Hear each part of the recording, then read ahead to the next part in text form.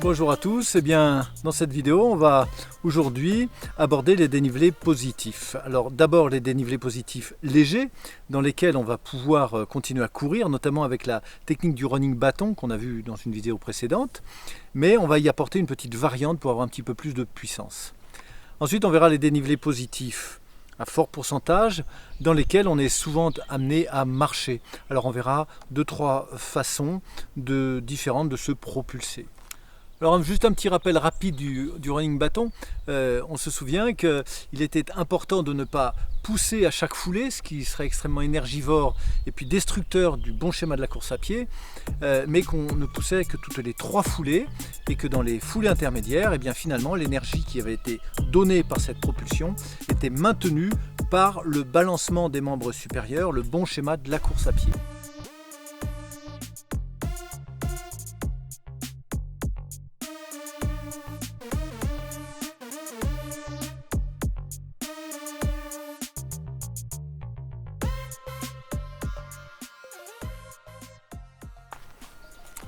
Alors pour les dénivelés positifs légers dans lesquels on va pouvoir continuer à courir, on va garder cette même technique, mais on va venir la booster avec une petite variante, c'est-à-dire en poussant de temps en temps, en propulsant avec les 2 bâtons en même temps, mais récupérer le plus vite possible la technique qu'on a vue juste auparavant.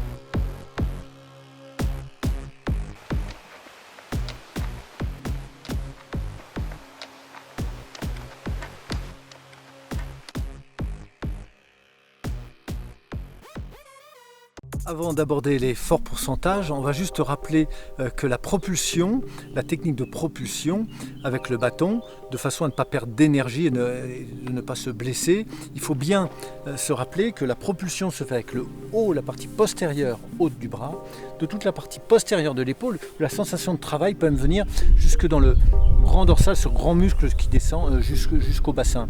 C'est vraiment un mouvement très puissant de l'arrière et le coude finalement n'intervient qu'en fin de mouvement pour s'allonger, mais surtout on ne pousse pas qu'avec le coude, sinon on n'a pas de puissance et en plus on pourrait s'abîmer, créer des lésions au niveau du coude. Par contre, lorsque ça grimpe beaucoup, plus ça grimpe, moins on allongera le bras, plus on restera dans un mouvement avec un petit angle là, verrouillé, qui permettra de pousser de façon encore plus puissante.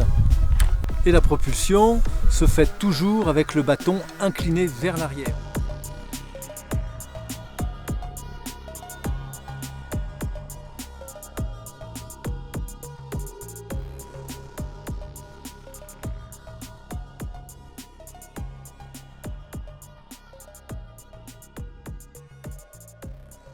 Alors bien sûr, la technique de propulsion, lorsque l'on marche en montée, on va l'adapter. Soit on le prendra avec les 2 bâtons en même temps, en simultané, soit un bâton après l'autre. Ça, c'est à vous de le sentir en fonction de ce que vous recherchez, vitesse, ou alors en fonction bien sûr du pourcentage de dénivelé.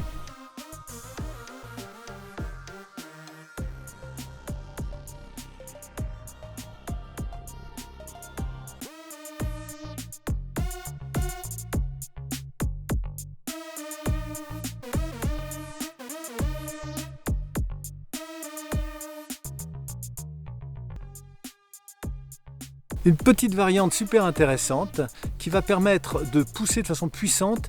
Alors on va poser les 2 bâtons en même temps, on va pousser avec ces 2 bâtons, mais lorsqu'un bâton va revenir, l'autre va continuer sa poussée sur la 2e foulée.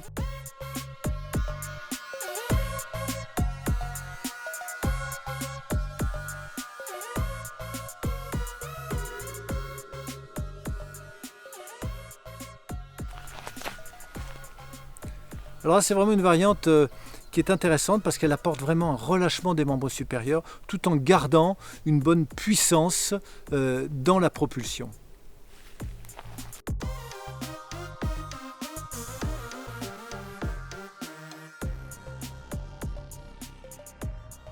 Vous avez là de quoi vous entraîner là pour booster un petit peu ces dénivelés positifs. Je vous souhaite bonne course et puis je vous dis à bientôt sur Course et Trail avec bâton.